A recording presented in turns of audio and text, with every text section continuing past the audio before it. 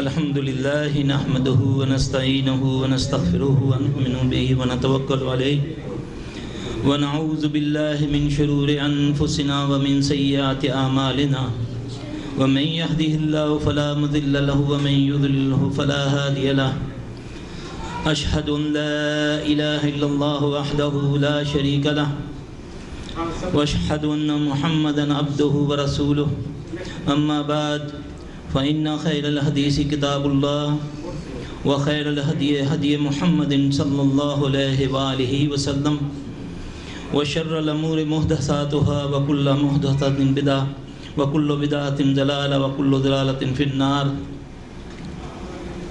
فأعوذ بالله السميع العليم من الشيطان الرجيم من حمزه ونفخه ونفسه. بسم الله الرحمن الرحيم. اللهم إني أستخيرك بعلمك. آپ سب کو پتہ چل گیا ہوگا میں کیا پڑھنے لگا ہوں. یہ استخارے کی دعا ہے. میں نے سوچا کہ اس موضوع کے اوپر بات کروں کیونکہ آج کل اس استخارے کو استعمال کرتے ہوئے بہت سارے لوگوں کو گمراہ کیا جا رہا ہے مختلف ممالک کے اندر. استخارہ اللہ سے دعا کا ایک طریقہ ہے. حضرت جابر رضی اللہ تعالیٰ عنہ فرماتے ہیں کہ نبی علیہ السلام صلی اللہ علیہ وآلہ وسلم ہمیں استخارے کی دعا اس طرح سکھاتے جیسے قرآن کی کوئی سورہ ہے. آپ صلی اللہ علیہ وسلم نے فرمایا کسی کو اگر کوئی حاجت ہو اللہ سے، یعنی کہ مستقبل کے اندر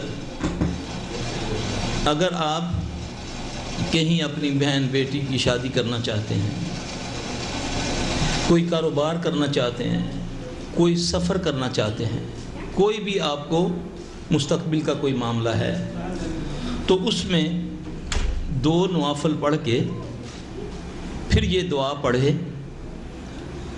اب طریقہ تو یہ اور صرف قرآن و حدیث میں ہمیں صرف ایک طریقہ ملتا ہے رسول اللہ صلی اللہ علیہ وسلم سے، وہ ہے یہ استخارے کی دعا، جس کا میں ترجمہ بیان کرتا ہوں کہ اے اللہ، اللہم انی اسألک، اے اللہ میں تم سے سوال کرتا ہوں خیر کا، فضل عظیم کا، کیونکہ تو قدرت رکھتا ہے، میں قدرت نہیں رکھتا. تو جانتا ہے، میں نہیں جانتا. سارے علوم غیب کے علم تجھے ہیں، مجھے نہیں.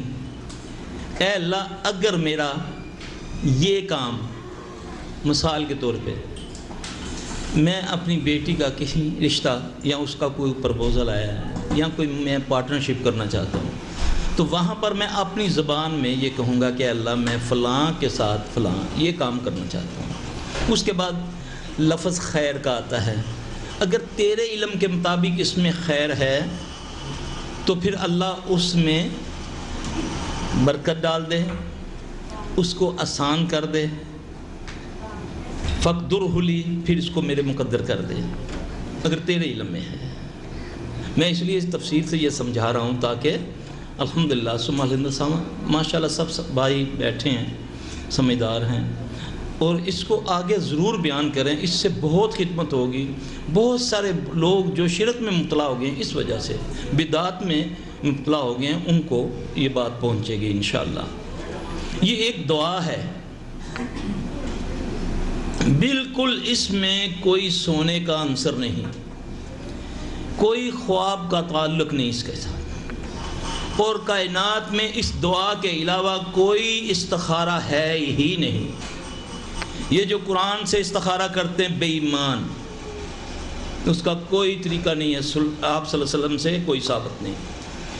جو نام پوچھ کر استخارہ کرتے ہیں بالکل بے ایمانی، جھوٹ، وہ کاہن پن ہے. وہ اندر سے کاہن ہے، اوپر سے استخارے کے چکر میں ڈالا ہوا ہے. اب آپ سنیں کہ جابر رضی اللہ عنہ فرماتے ہیں کہ اللہ کے نبی صلی اللہ علیہ وسلم ہمیں اس طرح دعا سکھاتے جیسے قرآن کی کوئی. اور مشہور یہ کیا ہوا ہے کہ آپ استخارہ کر کے سو جائیں، بعض کچھ ایسے علماء صوفی ٹائپ کے انہوں نے بھی کچھ طریقے لکھے ہوئے ہیں، ایسا نہیں ہے۔ دیکھیں میرے پاس مریض آتے ہیں نا، 40 سال 45 سال کی بیٹیاں کر لی، نہیں جی جب بھی استخارہ کرتے ہیں برے خواب آتے ہیں، پھر ہم نے رشتے نہیں کیے۔ استخارے کی وجہ سے اب خواب کون سمجھتا ہے اچھا ہے یا برا ہے؟ یہ تو کوئی معبر ہی سمجھ سکتا ہے نا۔ یعنی کہ آپ کے شہر میں کتنے معبر ہیں، لاکھوں کی آبادی میں کتنے لوگ ہیں خواب کی تعبیر بتانے والے؟ تو یہ تو عام دعا ہے، تو دیکھنے والا یا پڑھنے والا تو کبھی نہیں سمجھے گا۔ تو خواب تو بعض اوقات اتنی مشکل ہے اور اتنی آسانی سے سمجھ آتے ہیں، یہ تو اللہ کی طرف سے عطا ہے، جس کو اللہ توفیق دے سمجھنے کی، جس کو یہ علم دے۔ اب اگر اس کے بارے میں کوئی خواب کا تعلق ہوتا تو نبی علیہ السلام صلی اللہ علیہ وسلم ضرور فرماتے۔ ابھی میں نے پوری حدیث آپ کے سامنے پڑھی ہے۔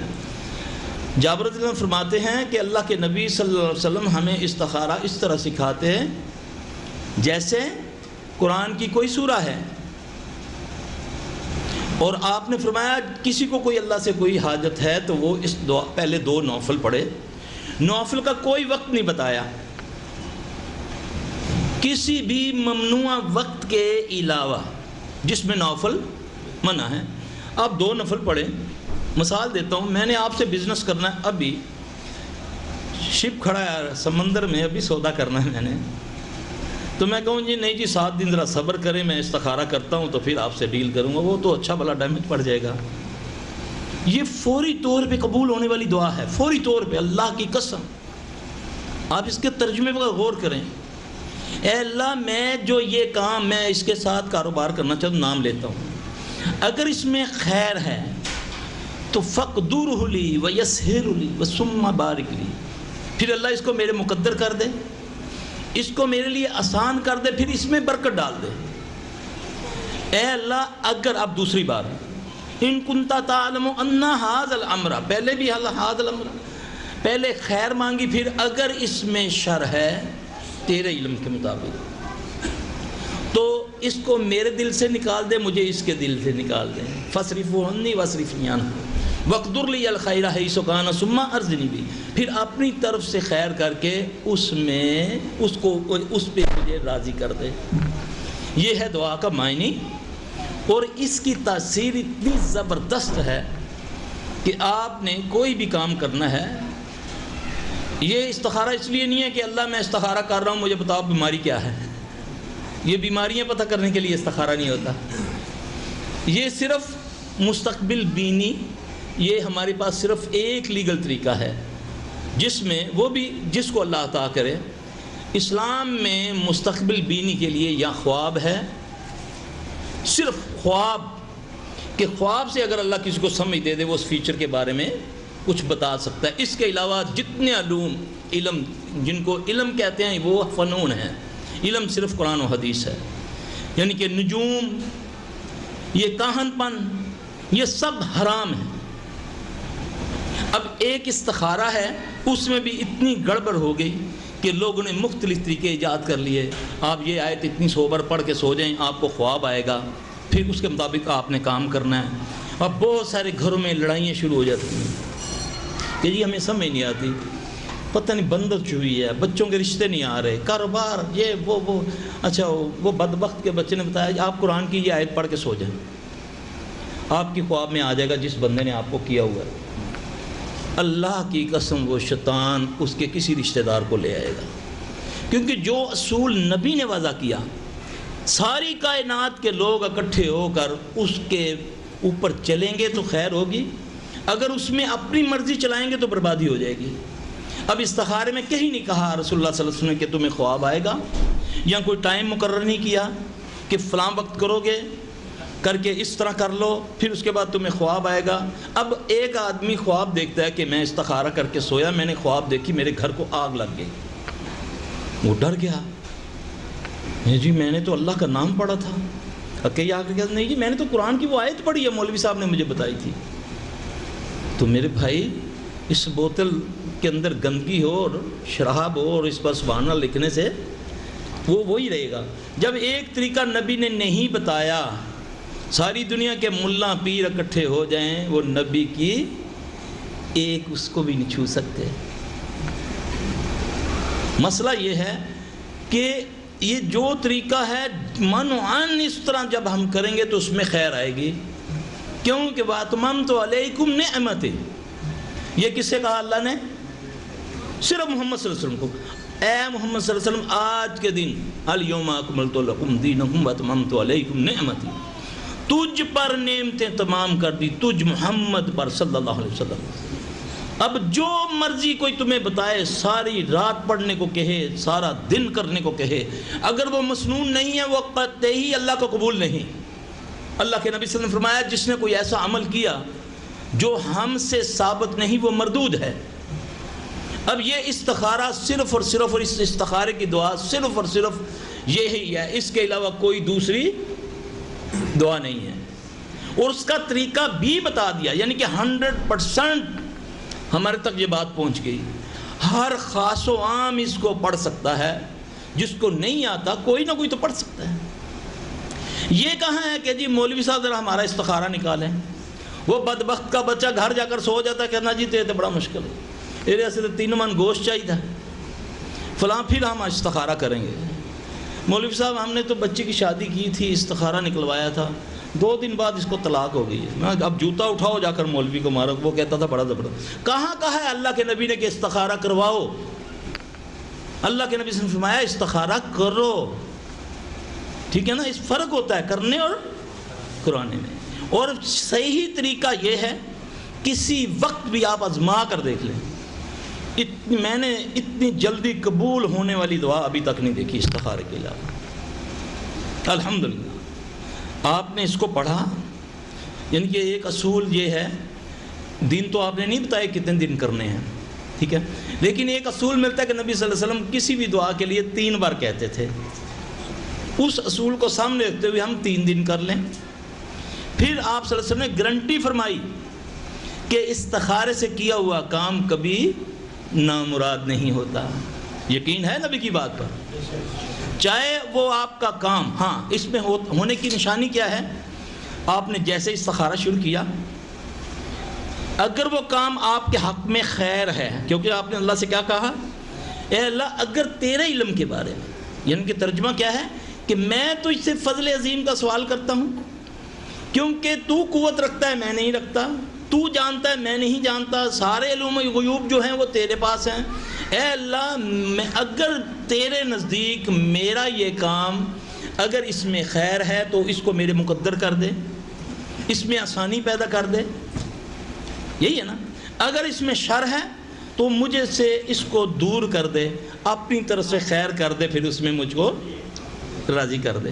کتنے پیارے لفظ ہیں، ٹھیک ہے؟ یہ اللہ کو کہہ رہا ہے ڈائریکٹ۔ اب اس کے بدلے میں کیا ہوگا؟ اگر اس میں آپ کے لیے وہ کام صحیح نہیں ہے، گو کہ آپ کو بڑا چارم اس میں نظر آ رہا ہے کہ نہیں یار یہ ٹرالا خرید لوں گا، یہ شپ لوں گا، مجھے کروڑوں بڑھ جائے گا، لیکن ہم نے کہہ دیا اللہ، لیکن پڑھنا یقین سے ہے کہ میں کس کو کہہ رہا ہوں؟ اس خالق کو جو ہر چیز پر قدرت رکھتا ہے، وہ اس میں کوئی کمزوری نہیں۔ پھر اگر اس کام کی نشانی ہے قبول ہونے کی، دعا کی قبولیت، ان کی پروسیس شروع ہو جائے گا۔ آپ کے پیسے نہیں، آپ نے قرضہ کسی سے لینا ہے، آپ کو آسانی سے مل جائے گا۔ یہ نہیں سود سے، بینک سے تو بڑی آسانی سے مل جاتا ہے، یعنی کہ حلال طریقے سے وہ پھر اسباب پیدا ہونے شروع ہو جاتے ہیں۔ اگر سمجھیں کہ رکاوٹ آ رہی ہے تو سمجھیں یہ استخارہ صحیح نہیں ہو رہا، وہ بھی خیر ہے، نہ ہونا بھی خیر ہے، ہونا بھی خیر ہے۔ 2 3 دن 5 دن 6 7 دن اس طرح کریں، اس کے بعد بس اللہ سے، اللہ خود بخود کوئی دوسرا معاملہ کر۔ یہ ہے مسنون طریقہ۔ اب جو ہمارے ہاں جو رائج مولوی صاحب قرآن کھولا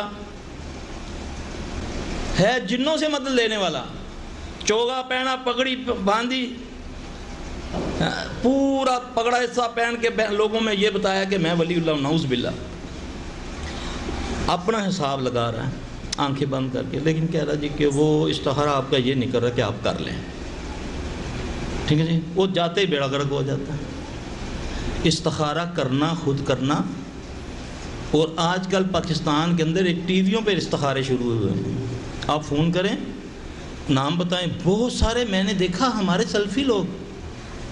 ہماری بد نصیبی ہے کہ پیور دین اللہ نے ہمیں دیا، پیور، کوئی ملاوٹ نہیں. الحمدللہ ثم الحمدللہ، اللہ کی قسم فخر کرو. قرآن و حدیث ہمیں، اور اتنی زبردست دعا جو زبان اطہر سے ادا کی گئی، اور اس پر ہمارا بلیو نہیں ہے. پھر اس سے برائیاں پھیل رہی ہیں، شرک بدعات کے لوگ اندر انوالو ہو رہے ہیں. یہ طریقہ بالکل غلط ہے کہ آپ جی قرآن میں سے یہ پڑھیں، کتنے دن پڑھیں، یہ کریں، آپ کو یہ ہوگا، آپ کو خواب آئیں گے. خواب کا استخارے کے ساتھ تعلق ہی نہیں ہے. کہ جو دوسرے طریقے ہیں وہ بالکل غلط، غیر مسنون، بلکہ نقصان ہوتا ہے. اور پھر خواب کا اس استخارے کے ساتھ کوئی تعلق نہیں. نبی پاک صلی اللہ علیہ وسلم کے پاس ایک صحابی آتے ہیں، عمران بن حسین کے والد ہیں. حسین آتے ہیں، سواد سے ان کا نام ہے. اس وقت وہ ایمان والے نہیں تھے، تو اللہ کے نبی صلی اللہ علیہ وسلم نے ان کو دعوت دی کہ اے حسین، اگر تو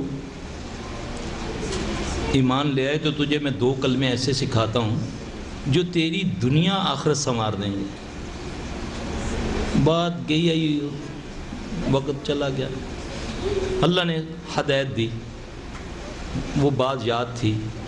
آئے اللہ کے نبی صلی اللہ علیہ وسلم سے عرض کی، یا رسول اللہ صلی اللہ علیہ وسلم، آپ نے فلاں وقت فرمایا تھا کہ اگر میں ایمان لے آؤں تو آپ مجھے 2 کلمے ایسے سکھائیں گے جو میری دنیا آخرت سنوار دیں گے. چھوٹی بات نہیں ہے، بہت بڑی بات ہے. پھر اللہ کے نبی صلی اللہ علیہ وسلم نے ان کو 2 کلمے سکھائے. اللہم الہمنی رشدی وعذنی من شر نفسی. میں اس کو بعض اوقات کہتا ہوتا ہوں یار یہ تو چھوٹا استخارہ ہے.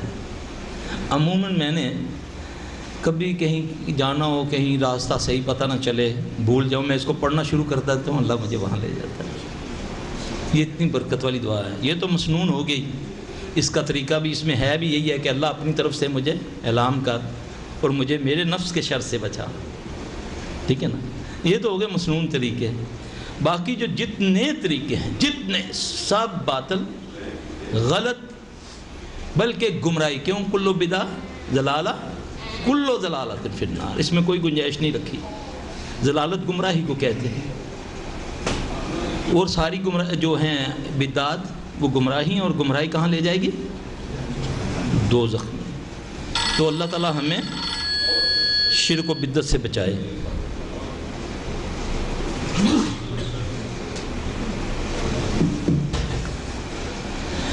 اچھا، اب یہ جو میں بات آپ کو سمجھا رہا ہوں، تقریباً میری بات یہ مکمل ہو گئی ہے. یہ جو استخارے کے بارے میں ہے نا، یہ میری بات مکمل ہو گئی ہے. اس لیے میں نے سوچا، اصل میں تو میرا جو ہے پروفیشنل جس کو کہہ لیں، وہ ہے جادو، جن اور شیاطین. پھر یہ چیزیں جو ہیں یہ بہت زیادہ بدعات کو سپورٹ کرتی ہیں.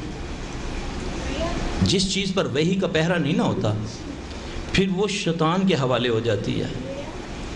پھر خوابوں میں شیاطین آتے ہیں، کیونکہ اللہ کے نبی صلی اللہ علیہ وسلم نے فرمایا کہ ایک خواب اللہ کی طرف سے جو اچھا ہے، برا خواب شیطان کی طرف سے ہے نا. تو جب غیر مسنون طریقے سے ہم چلیں گے تو پھر شیاطین کے چنگل میں ہم آ گئے. اب شیطان انسان بھی ہوتا ہے، شیطان جن بھی ہوتا ہے. شیطان انسان وہ جو کہ غیر مسنون طریقہ بتائے، ٹھیک ہے. تو پھر جن اس کو بڑی سپورٹ کرتے ہیں. وہ نظر نہیں آتے لیکن ہوتے ہمارے آس پاس ہی. پھر اس طرح چلتے چلتے پھر بدعات پر، شرک پہ آ جاتا ہے بندہ. اور بدعتی کو تو نبی صلی اللہ علیہ وسلم نے فرمایا اللہ توبہ کی توفیق نہیں دیتا. بدعتی آپ نے اس میں مثال میں دیتا ہوں بدعت کی. نبی علیہ السلام صلی اللہ علیہ وسلم فرمایا درود ابراہیمی کا، اس کے بارے میں آپ نے فرمایا کہ درود پڑھا کرو، اس کے پڑھنے سے 10 نیکیاں ملتی ہیں، 10 گناہ معاف ہوتے ہیں، 10 درجے بلند ہوتے ہیں. یہ اللہ کے نبی صلی اللہ علیہ وسلم فرما رہے ہیں. یعنی کہ اس کے فضائل میں درود کے بارے میں ٹھیک ہے. اب ہند و پاک میں کچھ درود ایجاد ہوئے ہیں. درود تاج، درود لکھی، درود تنجینہ. یقین جانے جتنے مریض میرے پاس آتے ہیں وہ آ کہیں گے جی رات کو میں نے خواب دیکھا ہے، بڑے پیارے، پہلے کمرے میں خوشبو آئی، جب میری جاگ کھلی تو خوشبو تھی کمرے میں. تو ایک بزرگ آئے، انہوں نے کہا کہ تم نا 1,00,000 بار درود تاج کا ختم کرو، تمہارا یہ کام ہو جائے گا. 1,00,000 بار درود تاج کا ختم کرو، تمہارا یہ کام ہو جائے گا. اب وہ بدعتی ہے نا. اب شیطان نے بزرگوں، کیونکہ ہمارے ہاں یا قبر پرستی ہے یا اکابر پرستی ہے زیادہ تر، یعنی کہ اللہ رسول کو کم فالو کیا جاتا ہے، جو حضرت صاحب نے کہہ دیا. دین میں ایسا نہیں ہے. دین میں ہمیں اللہ نے جرأت دی ہے کہ ہم ایک عورت حضرت عمر سے پوچھ سکتی ہے رضی اللہ تعالیٰ سے. ایک بندہ حضرت عمر سے پوچھ سکتا ہے کہ عمر تم نے یہ چوگا کہاں سے لیا جب کہ ہمارا نہیں بنا اس کپڑے میں. یہ دین ہمیں جرأت دیتا ہے. اب جو نبی پاک صلی اللہ علیہ وسلم نے درود بتایا اس پر کتنی نیکیاں ملی؟ 10. تو درود تاج پڑھنے سے 80,00,000 نیکیاں ملتی ہیں. یہ بدعت کی انتہا. وہ کوئی کمی پیشی کوئی 1000 تے کر لیندے، کوئی 100 تے کر لیندے. کہاں 10 اور کہاں 80,00,000. درود تنجینہ پر 70 سالہ نے گناہ معاف. یعنی یہ بدعت جو ہے یہ کہاں لے کر جا رہی ہے ہمیں؟ انتہا پر نا. اور نبی صلی اللہ علیہ وسلم کے درود کے 10. اور پھر ساتھ ساتھ میں اس کے فضائل بھی بتا دوں. دنیا میں ایک واحد دعا ایسی ہے کہ جس سے جو بدی لکھنے والا فرشتہ ہے وہ بھی خیر لکھ دیتا ہے، وہ صرف درود ہے. یعنی کہ ایک دعا ایسی ہے کہ جو بدی لکھنے والا فرشتہ ہے جب آدمی درود پڑھتا ہے تو وہ اس کی وہ 10 گناہ مٹا دیتا ہے. اب ملعون لعنتی شیطان کو پتہ ہے کہ اس سے اس کو بڑا فائدہ ہو رہا ہے، پھر وہ آپ کو بدعات کی طرف لے کر جائے گا تاکہ تم وہ مسنون کام کر ہی نہ سکو. ہاں اب شیطان جو ہے یہ بدعت کو سپورٹ اس طرح کرتا ہے، خوابوں میں پھر آنا شروع ہو جاتا ہے، پھر لوگوں کو وہ چیزیں بتائے گا جو غیر مسنون ہوگی. اب ایک مریض آیا، اس کو وہ آ کے کہنے لگی، یہ ایک بزرگ آئے ہیں خواب میں، انہوں نے کہا کہ تم روزانہ 80 بار سورہ یاسین پڑھو. کتنی بار؟ میں نے اس کو دیکھا، میں نے بولا پاگل خانے جانا ہے؟ ایک دن نہیں پڑھو گی نا تو سیدھا پاگل خانے چلی جاؤ گی. کیونکہ نہیں جی وہ تو قرآن ہے، یہ قرآن کا طریقہ ہے. ہمارے دین میں یہ نہیں کہ آپ پڑھ پڑھ کے پاگل ہو جائیں. ہمارا اسلام تو اتنا آسان ہے. وہ تو کہتے ہیں اللہ کے نبی صلی اللہ علیہ وسلم نے فرمایا تجھے کوئی حاجت ہے پہلے اس کو کر، پھر اس کے بعد آ کر تو نماز پڑھ. تو بولنا نہیں ہے، اتنی بار یہ کرنا ہے، اتنے لاکھ بار یہ پڑھنا ہے.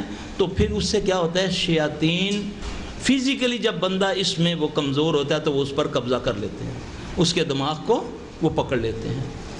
اس لیے بات استخارے سے شروع ہوئی، اب ہم جا رہے ہیں بدعت اور شرک کی طرف. اور اس میں جتنا بھی معاملہ ہوگا یہ شیاطین جنات کا ہوتا ہے. وہ پھر اس میں بہت ساری، وہ جو کہتے ہیں نا کہ پھر ہمارے گھر میں خوشبوئیں آنی شروع ہو گئی. جب سے ہم نے یہ وظیفہ شروع کیا ہے ہمارے گھر میں خوشبوئیں آنی شروع ہو گئی. اب گھر میں خوشبو آئے تو سمجھو زیادہ خطرناک ہے بدبو سے. یہ بڑا PhD والا ہے یہ جو خوشبو. وہ بھی اگربتی ایک اٹھا کر لے آئے کسی مزار سے، گھر میں گھما دی اور سمجھا کہ بعد جب میں یہ چلا کرنے لگتی ہوں، جب یہ پڑھائی کرنے لگتی ہوں، میرے گھر میں خوشبو آنی شروع ہو جاتی ہے. یاد رکھیں جن ہو یا انسان ہو وہ مکلف ہے اللہ کے حکم کا، نبی کی شریعت کا. نہ کسی جن کو اجازت ہے بغیر اجازت کے کسی کے گھر میں داخل ہونے کی، نہ کسی انسان کو. ٹھیک ہے؟ اس لیے جب خوشبو آئے یا بدبو آئے فوری طور پہ اعوذ باللہ من الشیطان پڑھیں. پھر ایسا محسوس کریں کہ آپ کو کوئی پتہ نہیں، جس کو پنجابی میں کہتے ہیں مچلے بن جاؤ. جتنا آپ اس کے بارے میں آگے بات کریں گے وہ زیادہ کرے گا، وہ زیادہ، جتنا آپ متاثر ہوں گے زیادہ ہوگا. یعنی کہ آپ بالکل اس کو فیل ہی نہ کریں، بتائیں نہ، وہ خود بخود ختم ہو جائے گی۔ کچھ دعا ہیں وہ میں آپ کو بعد میں بتا دوں گا، وہ پڑھ لیا کریں، انشاءاللہ یہ دور ہو جائے گا۔ یعنی کہ ہر حالت میں چھوٹا عمل ہے یا بڑا ہے، آپ بھائیوں نے بہنوں نے بچنا ہے کہ یہ غیر شرعی ہے، غیر مسنون ہے۔ اب یہ جو میں آپ کو ایک اس کا فائدہ بھی بتا دوں، جو میں پڑھتا ہوں، یہ خطبہ مسنونہ جو ہے اس کی اتنی برکت ہے، بعض ہمارے بزرگ حضرات بڑا مختصر کر کے دروس شروع کر دیتے ہیں۔ اس کے بارے میں آپ کو بتاؤں کہ یہ اتنی قیمتی چیز ہے کہ اگر جادوگر پر بھی یہ پڑھا جائے نا، اللہ کے فضل سے اس کے وہ سارے جو عملیات ہیں وہ ٹوٹنا شروع ہو جاتے ہیں۔ یہ جو خطبہ ہے نا، نبی علیہ السلام صلی اللہ علیہ وسلم کے رشتہ دار پریشان تھے آپ کی دعوت سے۔ ان میں سے بڑوں نے فیصلہ کیا کہ یار ایسا کرتے ہیں، یہ ہمارا بھتیجا ہے، ابھی یتیم ہے، تو کہیں اس کو کوئی لگتا ہے یہ بہکی باتیں کرتا ہے، کہیں اس کو کوئی سحر وغیرہ ہو گیا۔ انہوں نے شام سے ایک بڑا مشہور جادوگر بلوایا۔ اس نے آ کر گھمنڈ تھا اس کو اپنے گندے ہنر پہ، تو اس نے آپ صلی اللہ علیہ وسلم کو بولا، تم کیا کہتے ہو، کیا دعوت دیتے ہو، بتاؤ۔ اللہ کے نبی صلی اللہ علیہ وسلم نے پڑھنا شروع کیا خطبہ، الحمدللہ نحمدہ ونستعینہ ونستغفرہ ونؤمن بہ ونتوکل علیہ ونعوذ باللہ من شرور انفسنا ومن سیئات اعمالنا من یہدہ اللہ فلا مضل لہ ومن یضلل فلا ہادی لہ اشہد ان لا الہ الا اللہ وحدہ لا شریک لہ۔ کہتا رکو، دوبارہ پڑھو اس کو۔ اب رسول اللہ صلی اللہ علیہ وسلم نے دوبارہ اس کو پڑھا۔ جب پھر اشہد ان لا پر آئے تو پھر کہتے ہیں پھر اس کو پڑھو۔ جب تیسری بار پڑھا تو ساتھ اس نے انگلی اٹھائی، اشہد ان لا الہ الا اللہ وحدہ لا شریک لہ۔ پاگل ہو گئے سارے کہ یہ بہت بڑا جادوگر ہے یہ۔ میرا بھائی، ہر کلمے کی برکت ہے، لیکن ہو مسنون۔ غیر مسنون اگر طریقے سے آپ نے قرآن بھی پڑھا تو وہ آپ کو نقصان دے گا۔ کیوں کہ قرآن وَنُنَزِّلُ مِنَ الْقُرْآنِ مَا هُوَ شِفَاءٌ وَرَحْمَةٌ لِّلْمُؤْمِنِينَ وَلَا يَزِيدُ الظَّالِمِينَ إِلَّا خَسَارًا۔ قرآن ظالموں کے لیے خسارہ۔ سب سے بڑا ظالم کون ہے؟ جو اپنے اوپر ظلم کرتا ہے، اپنے اوپر۔ اس سے بڑا کوئی ظالم ہوگا؟ جو اپنے آپ کو مارتا ہے وہ ظالم ہے نا۔ تو قرآن رحمت کن کے لیے ہے؟ ایمان والوں کے لیے۔ اور ایمان والا کون ہوتا ہے؟ ایمان والا وہ ہوتا ہے جو صرف اللہ اور اس کے رسول کو فالو کرتا ہے۔ ٹھیک ہے جی، آپ میری طرف متوجہ رہیں۔ اب اللہ ایمان والوں کی نشانی کیا بتاتے ہیں؟ ہم نے تو بہت کچھ بنا رکھا نا، نہیں جی بابا جی نے قرآن ہی تو بتایا نا، کیا ہو گیا اگر اس کو پڑھ لیا تو؟ یہ تو ہے نا۔ اب شیطان نے آپ کو ایسی سی جگہ سے سن لگایا کہ جہاں سے آپ کا عمل ضائع کروا دینا ہے۔ ایک مثال، بہت سارے بھائی اس کو مانیں گے۔